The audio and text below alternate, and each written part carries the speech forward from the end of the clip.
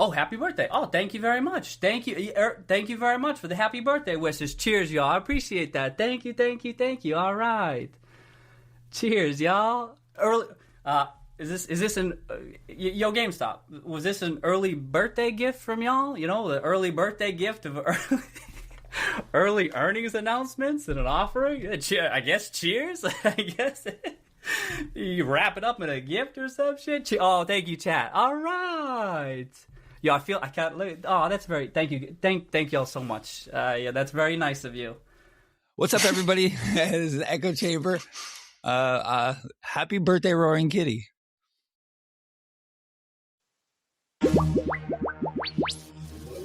It's your birthday. Happy birthday. The only cat one I can find. Happy birthday. Cupcakes. Dreamers. Pinata. Balloons. It's your birthday. Happy birthday. Pretty obnoxious, actually. It's your birthday. Happy birthday. All right. That was fun, I guess. I don't know. There's another one of there's some AI ones too. What's up? This is Echo Chamber. I got Reese Politics with me right now. How's it going, Reese? What's up, Fitzzzy? Not much. Happy birthday to the cat. Can't wait to unpack what's going on. eBay, Form 425, almost at 10% ownership. But good to be back with you. It's been a little bit. It has been a little bit. Let me get my share screen started. Something went bad here. It's been a little bit, like about a month or so. There we go. I got the screen up. No, more than a month, like probably about 3 or 4 months. So yeah, you've been good though. I noticed. Well, I've been trying to pay attention to your X, but you got like subscription going on too. How's that going for you? We're rocking and rolling. Everything's been good, man. I mean, it's just kind of Groundhog Day with GME price action.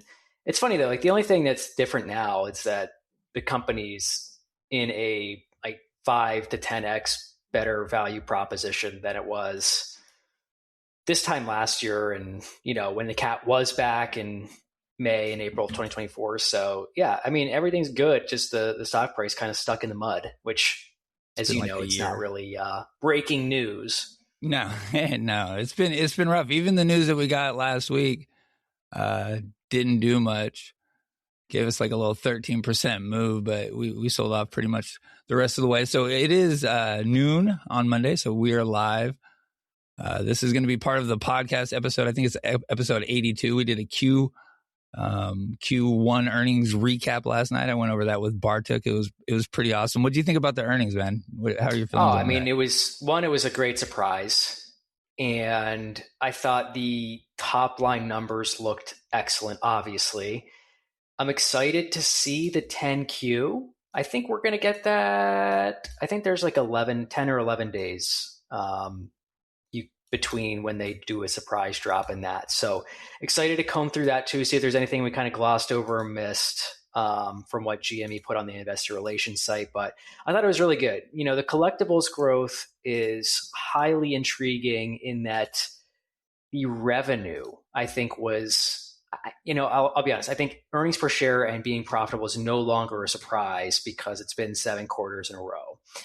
And when you're collecting covered call premium and you're generating 4 to 5% roughly in a money market, you're going to be profitable. But the revenue being a nice surprise, almost net north of $100 million. I mean, it's incredible. And thanks to collectibles. So I'm really intrigued to see if that keeps growing. And I'm just really impressed overall by what Ryan Cohen has done. I know we're here to, it's Roaring Kitty's birthday today, this, that, and the other, but it's really Ryan Cohen that deserves the credit here. Yeah, no, you're 100% right. We haven't seen Kitty in 2 years now. Well, the hack. I mean, yeah, which I'm excited to hear what you think, but it really kind of left a bad taste in my mouth.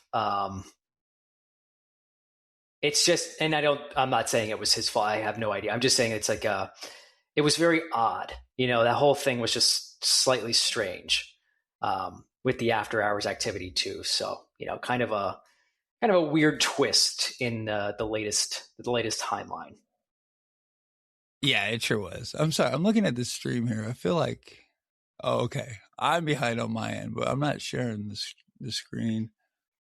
Struggling with this sharing today. Trying to get. You're getting older, Fitzy. The technology is leaving you in the dust. Bro, I've done so good up until this point. I struggled immediately. Let me see. It's twice now. It's stopped sharing for me. So, okay, there we go. Sorry, guys. Just looking at a picture of nothing and talking. So, I was trying to find your 425, but 2193, by the way, GameStop is trading right now. We're up 0.6%. SPY is up 7.75. So, like, I guess the news is the war's over again. I don't know, dude. It's so hard for me to keep up on that stuff nowadays, but I'm pretty well. There was, I thought last night it was going to get hot, but now it's not again. So it's funny to me how like everyone's like a geopolitical expert now. It's like, yeah, ask me tomorrow, right? It's going to be totally something different. But I wanted to ask you what you thought about the Roaring Kitty hack and the after hours 5, 6, 7, 8% run, and then slam down and that down ever since. It's just odd. I think it was fucking wild. I think the timing of it was wild. I think I know what it was. I was putting on my YouTube. I was trying to go to Roaring Kitty. I think that the fact that the company put out that info at the same exact time was pretty fucking crazy too. The 1.5 billion shares happening at that moment, I don't know. That was all really weird to me. The fact that he didn't change his profile picture back, I don't know. So do you think he has the account back now? I would assume so. But I said this on a video I made this morning. Like it would have maybe been nice just to have a follow-up post being like, everything's cool, little hack there, moving on. Didn't need to comment on the stock or anything like that. I just, it was very, very weird. Very, very weird timing. So you think it was him? No. Oh my gosh. No. No. Okay. No. I just mean like, oh my heavens, no. Yeah. I just mean like, it would have been nice kind of if he did get the account back and it was a hack, just to be like, disregard, was hacked. Move on. Wait another 5 years, wait another decade and century. Yeah. Yeah. I think he's got a very specific plan. I think anything he does, if he talks at all, like you saw what happened. The hack shot us up to like 27 or something like that. It made every single like shit coin out there or meme coin out there like go bonkers. That the Roaring Kitty RKC, I think is the name of it. That thing got that dude, whoever launched that thing, made millions of dollars. All just off. It's so sad, man. Yeah, so sad. Yeah, it is. All off of just like a little quick hack. So like if he comes back and starts talking, and I feel like this about with the barking puppy stuff too, is like a lot of people were saying like, well, it's got to be legit because he hasn't come back to tell us that it's not legit with his brother, and like that. I think that's not like, dude, I can't even go down that road. I mean, we won't. That's so far out in left field. And it's gotten wild. That whole shit got wild. He's out on his shit now, dude. He had a rough weekend. He got taken away again last night. Yeah, I know. I don't keep up with that. I mean, I'm not gonna. Yeah, you're all right. Comment on that stuff. You're all right. So I mean, back to the kitty stuff though. That's I think that's kind of like whatever his plan is, because I fully believe he has a plan on what he wants to do. He can't, or like he's just waiting, maybe like everybody else. Maybe he truly is just waiting. Yeah, I think that's maybe the plan. I mean, it's hard to be displeased with anything that Ryan Cohen's done over the past couple years. I guess since Roaring Kitties came back, there was one capital raise that was a little odd. I think September 2024, but that one was weird, bro. It was, I mean, not that now in hindsight, it looks fine, but at the time, I think that one was a little strange. But everything since that and really in totality has been really good, I think, for the company to even put them in a position where we're talking about acquiring a $50 billion market cap company in eBay. I mean, it's I'm not going to speak for Roaring Kitty or pretend to. I just me myself, like I'm very satisfied with how these events have transpired in this kind of period of waiting, so to speak. Yeah, it's been awesome. Like it's been so from when we were at 995 in April 2024, Kitty comes back. From that point on, I mean, honestly, you can probably trace it back to when RC in 2023 took over as a CEO. Not for long. We had the big sell off, but from when Kitty came back at that bottom, it's just been amazing. Like he's done. It's only 2 years. Like this company was on the way to bankruptcy and like not looking great. And even in April 2024, we had $1 billion, but we're at $9.95, and there was nothing getting us out of that. Like they were having their way with us, kind of like they are now, but up at 25 instead. And from that point, we're up to $9 billion. The company is crazy profitable. Like we made almost 300 million on our eBay trade just in the quarter. That's fucking wild. Like setting records for profitability in 2 years, 3 years as a CEO. There's a lot of people out there talking about how, oh, do something, I'm tired of this. And I understand trading at 25 for basically a year, probably more now, a little bit more than a year since the last bond.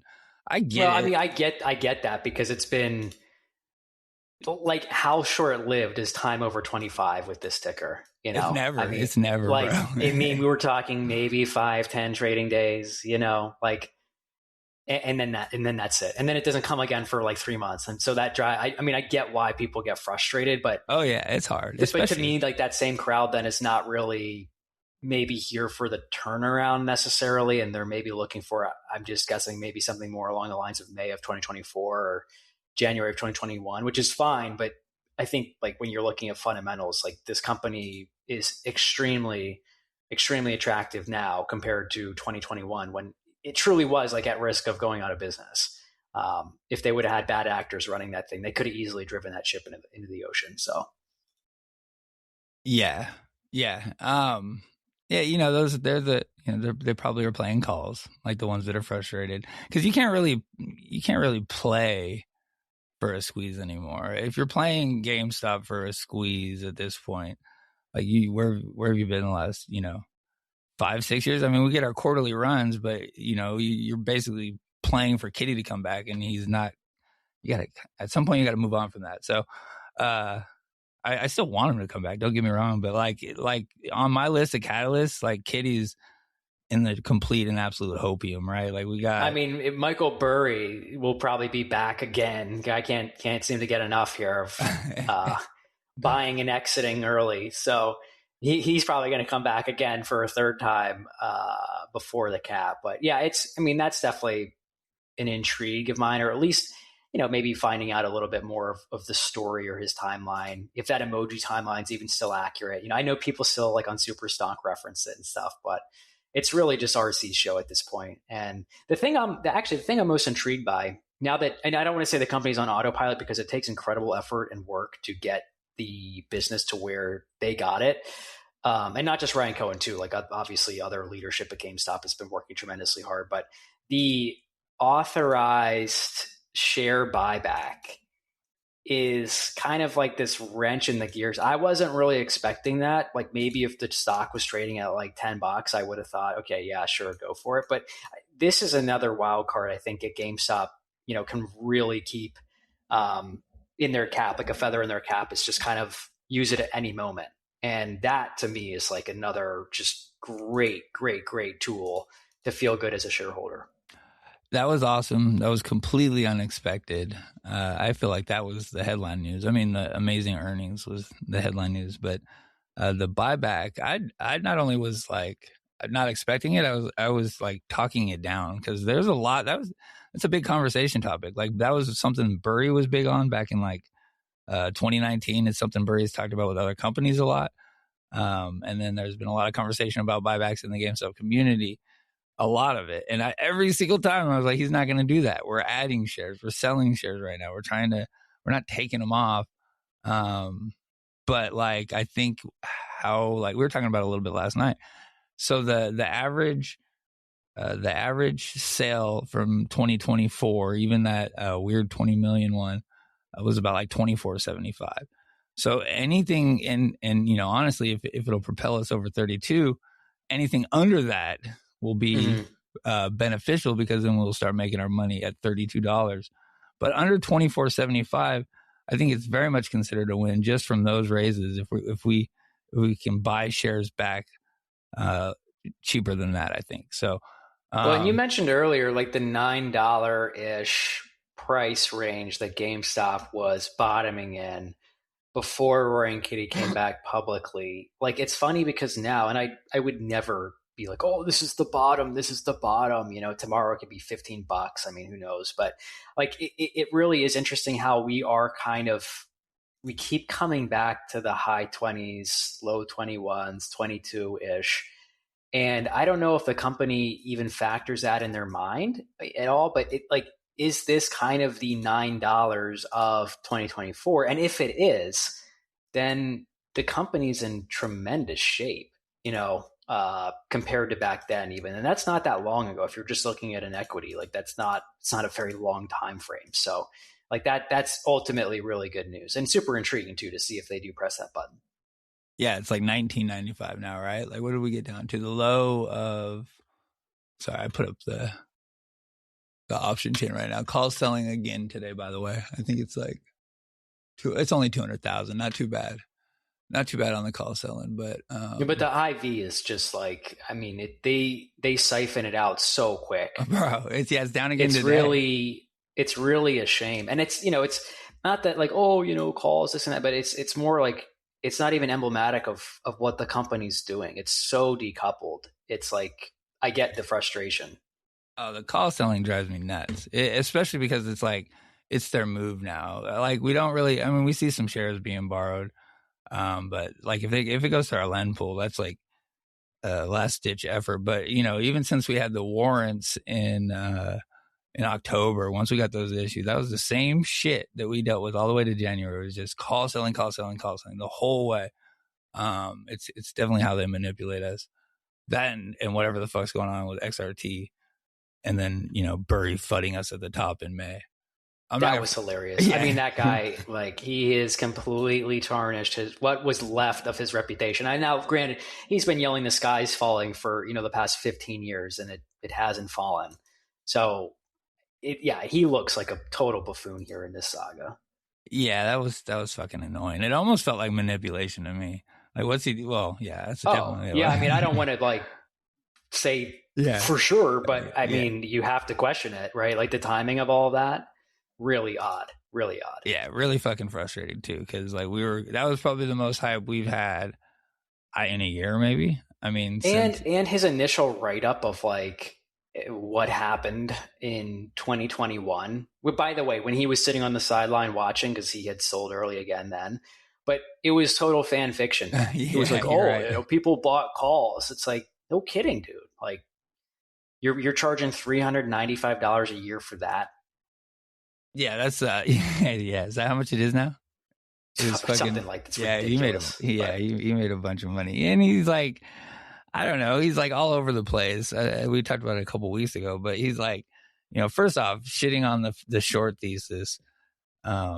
I don't know. If you just look at the chart and even Kitty's move, like maybe it's not like in short interest now, but there's something going on there. The Kitty squeeze, every quarterly run we have, to just come out and be like, there's no weird hidden short position. Or he also is like, don't worry about the swaps and, you know, all that. Yeah. Well, like, you're basically then just saying like retail's too stupid to try and dig into any of this, which is like incredibly offensive. Yeah. It was weird too, because like he's not stupid. I would assume. So you look at the chart, you can see, but yeah, he fudded us at our high that we've gotten. Only other time was in October when they did it to us too, was with the warrants, but that was it. He stepped in, same exact fucking situation, man. Sold off. I hope we're done selling off. Yeah, we'll have to see. I mean, there are like, I'm excited for the shareholders meeting, obviously. I know in the past they've kind of been nothing burgers, so it's not like I'm like, oh, dude, I can't wait. Like, I can't wait. Like not like that. But I am excited because there's actually a lot going on now. And Ryan Cohen's been extremely media friendly the last like 5 months. He's done a ton of interviews. So I'm looking forward just to learning more, seeing what's going on. If they really, I mean, they keep buying eBay, so I don't know why that would stop. No, that's going to keep going. Real quick, what's up, Magnificent? Good to see you, bro. Thanks for stopping in. Hakuna, your tatas. it's a good username. Good to see you, bro. Thanks for coming by. Yeah, eBay. eBay is pretty awesome. You're fired up about it. I think we're all fired up about it, but I don't know. I don't think I've heard how do you feel about it? Like what are your thoughts on the eBay trade? I mean, there's definitely bull and bear. It's not like, oh, dude, sweet man, like stock go up. It's not necessarily like that. I think to acquire a company with leverage and debt is not a perfect science, but GameStop also is a $10 billion market cap company that's trying to acquire a $50 billion market cap company, like 50 billion. Like, so it doesn't, you have to do it if you want to do it. So I can get past that. And ultimately it just, for me, it comes down to Ryan Cohen. Do I believe that he is better positioned as an e-commerce savant than someone else to take eBay and make it more along the lines of an Amazon competitor? Yeah, I would bet on that, and I have bet on that, right? Before they were even in talks to acquire eBay. So definitely bullish. I think that there's going to be potential growing pains if there are more shares issued. But, this whole cycle that GME has been in the past however many years now, if you want that to come to an end, or you think that there's a better chance it will, by going after eBay, a company like that can really even further grow, I mean, I'm all for it. Yeah, I think it's going to be, I think it's a perfect match. Like eBay, PSA, Power Packs, collecting. I think it was like 41% of the revenue this year. I don't know. I was going to bring up the revenue part of it, but like, because we made like 100 million more than 2025, which is just fucking wild with us shutting down all those stores.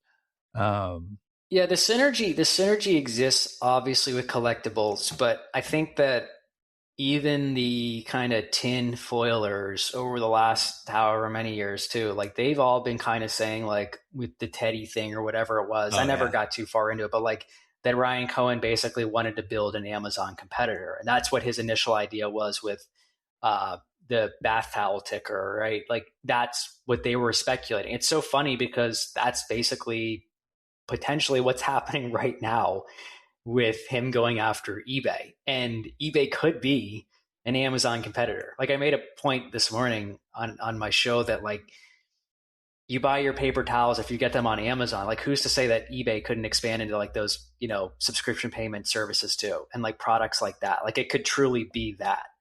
And it's kind of fun. Not that those people have been like right on the nose this whole time, but certainly like if they could see it coming, like other people could too. The only people that can't are people obviously like institutions that the stock is just stuck in the mud and there's no influence on it anymore. Yeah, the Teddy stuff. I mean, so there's things you got to know is that like RC wrote those books. The site is the teddy.com site. By the way, which went down? And then they took it off. Yeah, I saw that. It was like login, credential, and then so they took it off Shopify too.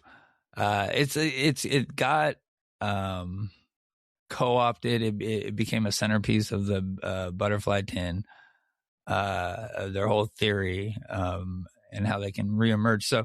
So like the rest of us kind of don't really touch it so much anymore, but it's legit. He wrote those books. I would definitely like to go through those things with like a tinfoil eye, because you can't look at his Twitter and think he doesn't try to communicate one way or another with us. Like there's no way. Like even just his shit tweet, the poop tweet that we got, like he told us that we were about to get dumped on like right before it happened too. So I mean, I think even with him selling stuff on eBay, or the stapler last year. I mean, he kind of telegraphed that one in advance. Yeah, you're right. Yeah. It's just, but again, you can't, like, I think there's a difference between like thinking that and then like putting all your stock in or putting all your eggs in that basket. Like, dude, like he's talking to us, like, yeah, no. Well, I mean, he did it with Sailor too. That's true. You're right. That's another good one. I'm very cautious with that stuff because I think that's, the influence on this stock is obviously far greater than even the company performing well, which is like head scratching. So yeah, don't play tinfoil. That's like for sure. I almost want to make like an intro for that because like it's all fun and games, but if you start making like trades based on tinfoil, you're gonna get smoked because none of it's come true. Like, I mean, we knew the NFT marketplace was coming ahead of time. Like, we know these things are coming, but you're not going to be able to trade that because you're not going to be able to time it at all. Really though, it seems like he times it seems like for the cycles. And I mean, in addition to that, you get a surprise earnings drop a week ago, and the stock ends up going down. So, it's like, okay, whatever. And it's like it's literally their best quarter one ever. Yeah. Yeah, exactly. So there's no rhyme or reason. We're definitely not in control of the price. The price is definitely fake. But yeah, no, the Teddy Tin's good. Just only because like he's made, I don't know if he has, I don't know, maybe not. G-America, like that all kind of fits into that thing too, which is that it's kind of like a marketplace type of thing. And eBay would fall right into that. So yeah, I don't know. I think it's like that's why I kind of tip my hat to that crowd because like they really were following what he wanted to do, and it's come true. I mean, I don't think anything is happening with that other ticker. Obviously, I never have, but the idea is there, and it's an insane value proposition for GME shareholders because Ryan Cohen's already unlocked value from a retailer in which he never really had experience doing. Now you're talking about e-commerce, getting back into e-commerce, which that's his bread and butter. It's extremely intriguing. Yeah, you're right. Those interviews kind of laid it out too.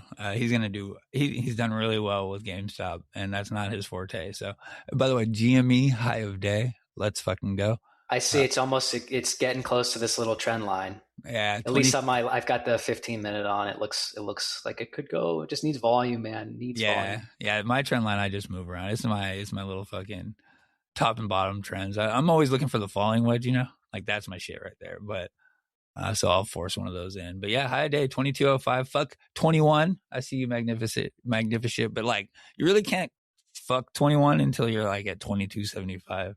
It's kind of it's so funny how inconsequential this range is up until like 2350. Like it's just it doesn't like I don't want to say it doesn't matter, but it's very inconsequential.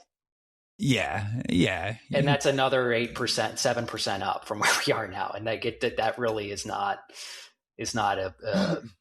a price that even really matters in the grand scheme of it.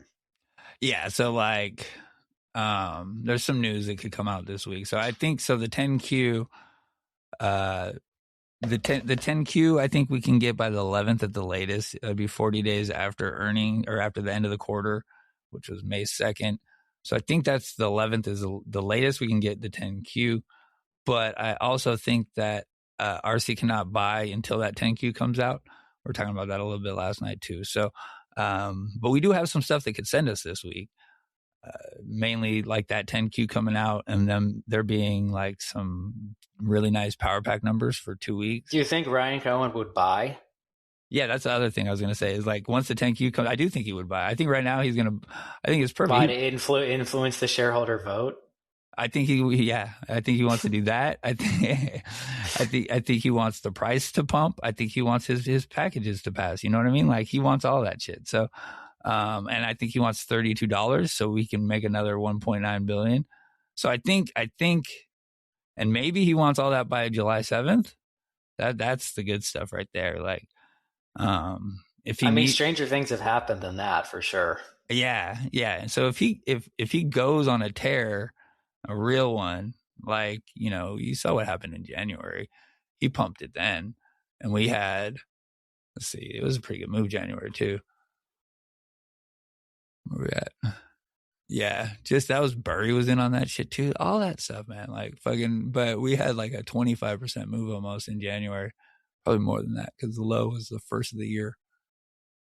28% from the low to February 2nd. I mean, I'm looking at the June OPEX right now, and there is 27,000 calls at 25, and there's 64,000 calls at 30, and 32,000 at 50, which is, a pipe dream that, wouldn't hang my hat on that one. But that, that we'll have to see the next couple weeks, because the weird one to me was April OPEX when Burry was, this is the bet. He's the next Buffett, before he sells the bank. But that even getting over like $24 was super significant with the Bondi legend, which I believe I heard is about that. slated another around July 2 to 11, I think, roughly. So that's another thing to keep an eye on. But man, point being on June OPEX, like that seems like a situation they'd probably like to avoid. Bro, yeah. So like I hate OPEX, right? Like I fucking hate OPEX. That's the worst week I feel like always. So every week I go into the third week of the month, I'll usually be like, oh, it's probably gonna be flat. We're probably gonna hit max pain. I usually shit on that week. And April proved me way wrong. But you know what was significant about that? I feel like you might know what caused that run. What I think caused that run.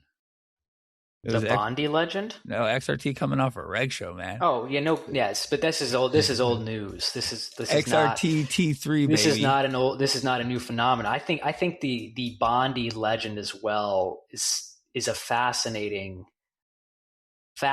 timing where the shareholder meeting is, and the fact that they pushed it back too is also of note to me. Yeah, what, the meeting? Oh, okay, so you're I hear you. I mean, I'm not XRT. The problem with this, and I share your sentiment when it comes off, yippee, but they've had it on for hundreds of trading days consecutively before. So you can't just play. Want to be cautious. What you play is when it comes off. Like that's the only thing you can count on. So when XRT comes off reg show, because it's on there now, when it comes off a reg show, that T3, like 100% of the time is going to catch a bid. I have them marked off too. It's like 42%. Well, it's just 14. 30%. It was 19% in April. I think maybe actually probably a little better. And then in February we had one too. We had it in September, like before, right when that one was pretty obvious. I mean, they literally cleaned it all up, and then earnings was a week later, and and then just gone. It was, for us, 20% nowadays is like fucking banger. So, dude, the definition of like a move is so different now. Yeah. If we get a 20%, if we had like a 4% day, it would be crazy. Yeah, you make money too. Well, Ivisa though, it's still going down too. By the way, you're just saying something about that. So that's a catalyst that I'm watching. We'll get a heads up on that one. But I know you watch the XRT stuff pretty closely, so I'm intrigued. I mean, definitely hopeful of that. It's funny though, because the fundamentals are so much better. So it's like I'm just, it's like so much easier to hold on to that now than being hyper obsessed about the mechanics, which I obviously am, and I'm never going to stop. But yeah, it's hard not to. It's a good position to be in. It's a better position to be in. Yeah, for sure. No, I still like the mechanics, the cycles, what's going on with the option chain, because it's all manipulation. Like all that shit they're doing just to keep us in line for whatever reason. I don't know though. I mean, there's a lot of bond shit happening nowadays. Well, if you just told me that IV would be near record lows shortly after and or before GME posts its best quarter one in history and is in the process of attempting to acquire a behemoth company, I would laugh in your face and say you're crazy. From when, like, but that's where we are. That's Yeah, literally I know. what's happening. If you would have told me that in like any point before 2024, well, I don't know. I was pretty deep on like, so 2021, I anything was possible, even 2022 because of the marketplace. But, 2023 to 2024 is real sobering. So I from mean, that June of 2022 was interesting. June of 22, Yeah. why? What's that? Well, there was just, you're talking like that was extreme volatility as well. Oh, yeah. 22 was great. Both. Okay. Yeah. Well, that was, so June, July, and August was the Bed Bath and Beyond stuff for RC. Like there was some major swings, like quickly.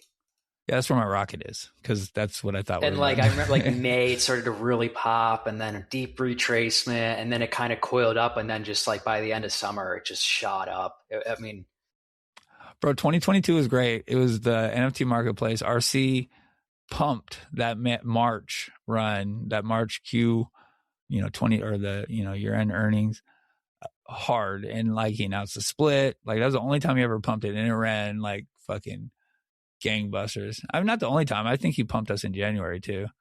This most recent one, 164% in March 2022. That was the NFT news. Pretty good earnings. RC bought.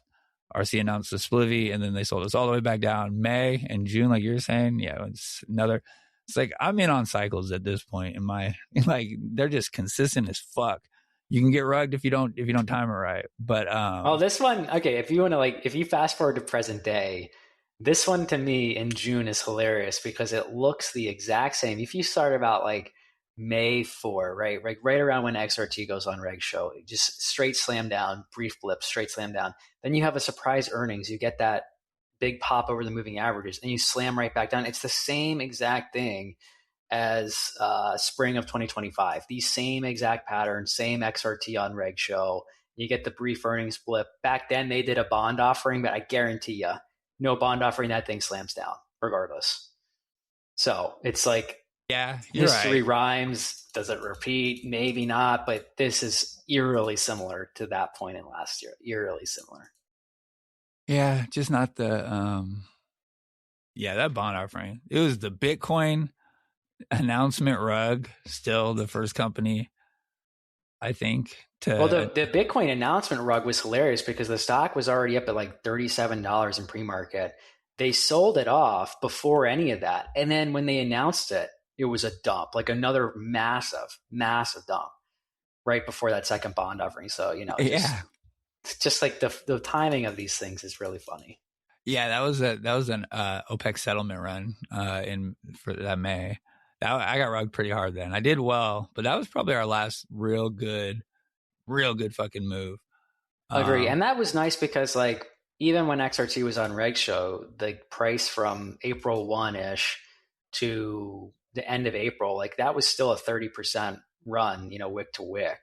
And then they pull it off reg show, and then GME goes another 40%. So like that was nice. Like that was a nice extension. And that's kind of when, it's like earnings per share started really getting nice and green. But mechanically it's different now. Like there's a lot, and I know shares authorized, whatever, but there's a lot more parts moving around now. There's a whole lot than more there were back then. Yeah, you just see like even with the bond stuff, like you'll see these trades come through, dark pool trades will show up. I think I don't know. We see, and with the warrants too. I mean, that whole options chain, dude, it's just a mess. It's a mess. And I can't say that I know enough mechanically about that, but I'm sure if I had to guess, I'm sure that's not helping things at strategic times either. No. Well, you could see, I put up the last 30 days on the screen right now. You can see when the Burry FUD happened. That was our peak. That was our last, like, until just like the earnings stuff. That was our last positive day of net call premium. And then it's horrifying, isn't it? And then it just was fucking so bad, bro. 3 million, like, and it was the whole month of May. And then they're doing it again. I mean, we're back negative again today. It's the move now. Like fucking, it's a mixture of that. We have a whole bunch of retail shareholders out there that have seen us top at 25 over and over again. I feel like we got a whole bunch of people calling 17 or whatever it is. So like retail. Oh, they've been here. Those people have been around for a while too. Yeah, you're right. I mean, oh my gosh, it's like, dude, it's so funny. It's like as soon as GME touches like $20 or so quick, 17, next day GME's at like 23.50, and you don't hear from those people again for another 3 months. So yeah, no, yeah, it's not going to happen. Like I mean, it could. Like if you want to talk about macro, and being geopolitical, I mean, that could flip even worse and whatever. So I don't want to say that couldn't happen. It's just, I think that crowd is similar to the crowd that is like, oh, RC hasn't done anything for the company. Like, I'm not voting for that. So, it's kind of run in the same group there. Yeah. Same people. Just looking at the chain. Not much happening. There's nothing, dude. I mean, like, it's so interesting. Premium is gone. And when you think about like the timing of all of this, or like GME has never looked better. And yet people don't want to touch options with a 10-foot pole. So. Well, yeah, because they can, like for me, even like, right now it would feel like a leap would be an amazing idea. It's super cheap. IV is 38.9 right now. We're down 3 points of the day. We got IV. We're still, I guess, getting IV crushed from earnings, the surprise earnings that IV didn't run on.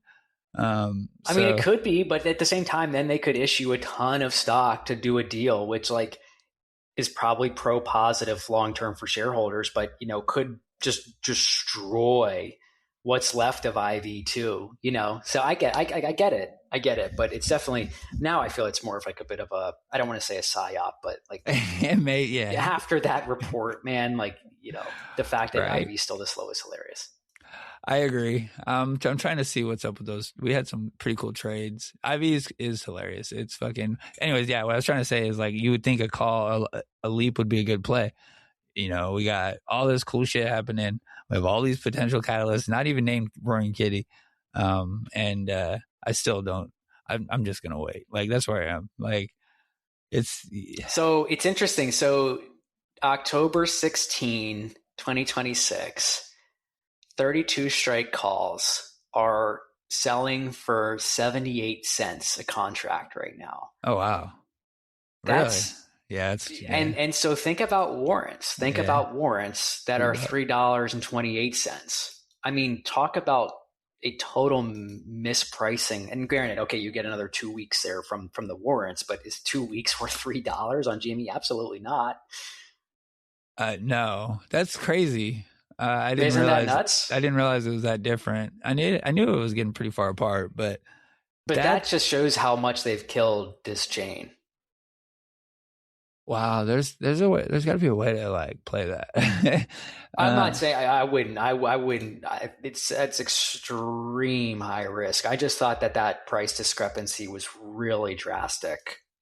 Like it's interesting. Like if we kind of talked about Keith Gill earlier and this and that, but like if someone with extreme knowledge of options and deep pockets, like this is a very dangerous game, I think, to play. And I'm not saying anyone's playing a game, but it's a very dangerous price for them to even, like that chain in particular, someone could blow that up easily.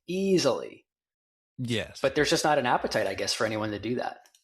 No, I guess not. I mean, those were trading at, this is crazy. On May 1st, that same strike in expiry was trading at $2.44 a contract. They're at 79 cents today.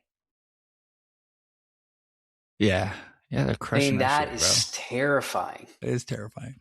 GME high day 22. And what's happened? Seriously, ask yourself, what's happened to GME in that span? It's, if anything, like we are reassured that this business is like tremendous, and growing. Yeah, you're right. For yeah. So, I think we're coming up on your time. Anything before you want to get out of here? No, just good to catch up. And I think I'm really trying not to use the phrase decades and centuries again. Yeah.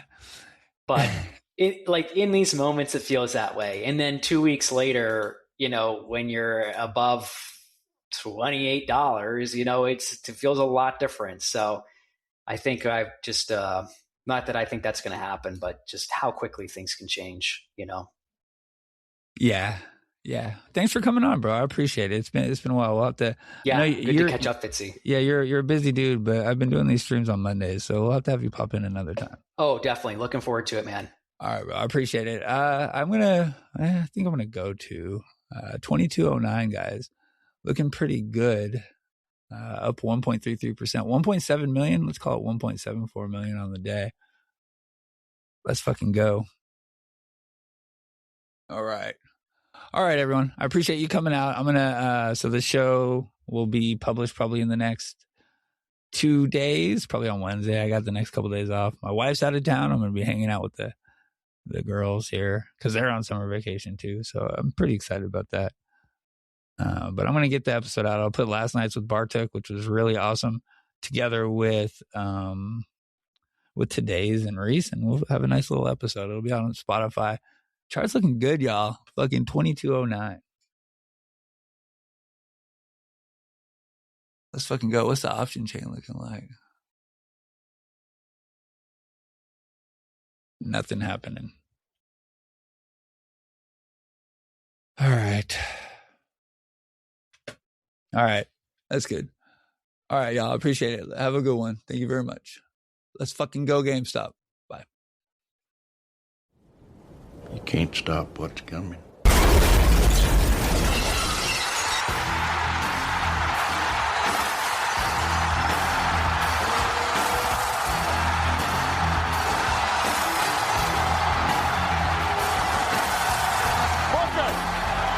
Give me a hell yeah!